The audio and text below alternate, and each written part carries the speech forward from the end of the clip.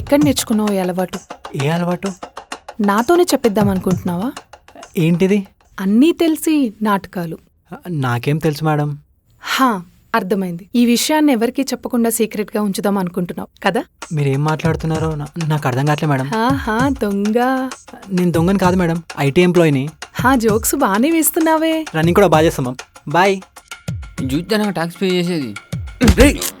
ఒరే ఒరే, ఆ స్పీడ్ ఏంట్రా? అంటే క్యాబిన్లోనే చిచి కాదు. మరి కుక్క వెనకాల పడ్డట్టు అలా పరిగెడతావేంట్రా?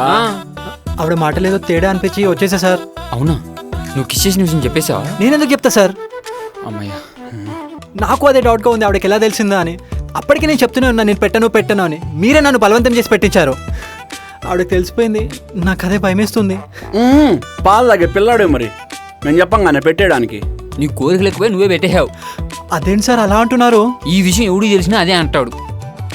సో ఈ విషయాన్ని నేనెవరికి చెప్పను. మరి CCTV power cut 2 minutes of అయిపోతాయి. అలా లింక్ వేసాం. నువ్వు పని చేసుకోపో, పోయిళ్ళు. నువ్వు పోరా బాబు. వెంకటలక్ష్మి ఎలా తెలిసిందంటావు? ఎలా తెలిస్తే ఉంది, బయటపడ్డ రోజు చూసుకుందాం. ఎవరికి తెలిసినా మనం బయట పడకుండా ఉంటే చాలు. అంతే. Okay done. పద.